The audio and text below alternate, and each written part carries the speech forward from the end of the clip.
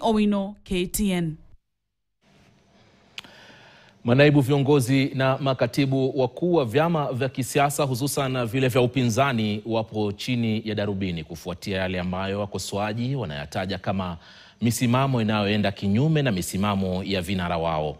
Mara nyingi viongozi hao wamepingana na viongozi wao wakuu kwa kutoa matamshi ambayo yanakinzana na msimamo wa vyama vyao.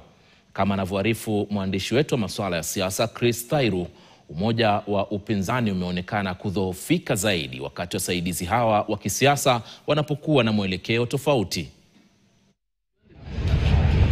Ingawa umoja wa upinzani unajitahidi kudumisha umoja kuelekea uchaguzi mkuu wa mwaka 2027 na kumunga mkono mmoja wa vinara wao kama mgombea urais, wapo wanasiasa ndani ya umoja huo ambao wametajwa kwa wakosoaji wakuu wanaoyumbisha meli hiyo. Viongozi hao walio karibu na vinara wao na ambao wanashikilia nyadhifa za juu ndani ya vyama vya upinzani wameonekana kwa mara kadhaa wakipinga hadharani misimamo fulani na baadaye kulazimika kuiondoa.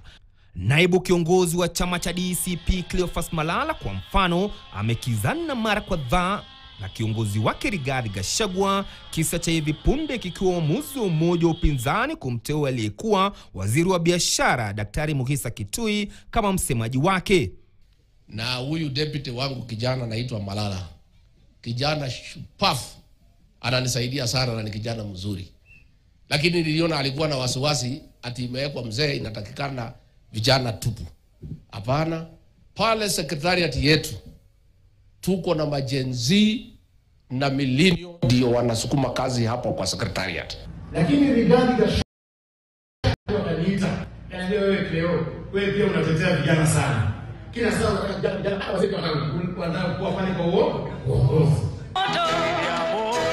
Kiongozi wa chama cha Jubilee ambacho kimekuwa kikifufuliwa chini ya uongozi wa Rais mstaafu Uhuru Kenyatta pia kimekuwa kikituma jumbe zinazokinzana licha ya kuwa upande wa upinzani na kutounga mkono serikali ya sasa. Katibu mkuu wa chama hicho Jeremiah Kioni ameonekana kujitenga na umoja wa upinzani na hata kutangaza kuwa chama hicho kipo tayari kuwa na mgombea wake wa kiti cha urais. It will be immature of us to sit at a table where people are talking about who is going to be a united flag bearer. Why?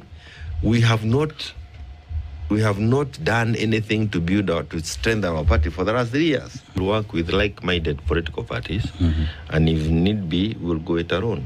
Katika chama cha ODM, katibu mkuu ambaye pia ni seneta wa Nairobi Edwin Sifuna naye amejipata katika njia panda na uongozi wa chama hicho baada ya kukitenga chama cha ODM na serikali pana, kinyume na msimamo wa kinara wa chama hicho Raila Odinga na maafisa wa ngazi ya juu. We have said that we are in the broad-based government after 2027. For me, ukiniuliza kama Sifuna, ule mkataba tuliandika na UDA is of no use as I speak today.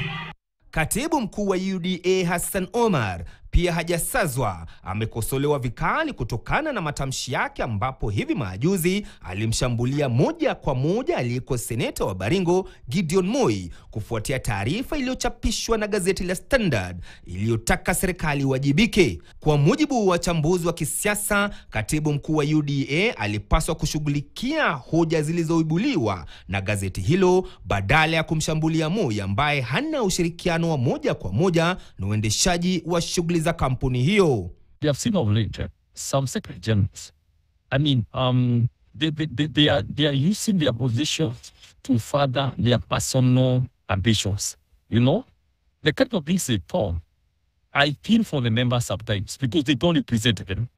Kwa sasa viongozi hawa wenye msimamo mikali wanaendelea kufurahia uungwaji mkono na vinara wao. Ni muda tu utakaobainisha iwapo misimamo yao mikali itaathiri kampeni zao kuelekea kwenye uchaguzi mkuu wa mwaka 2027.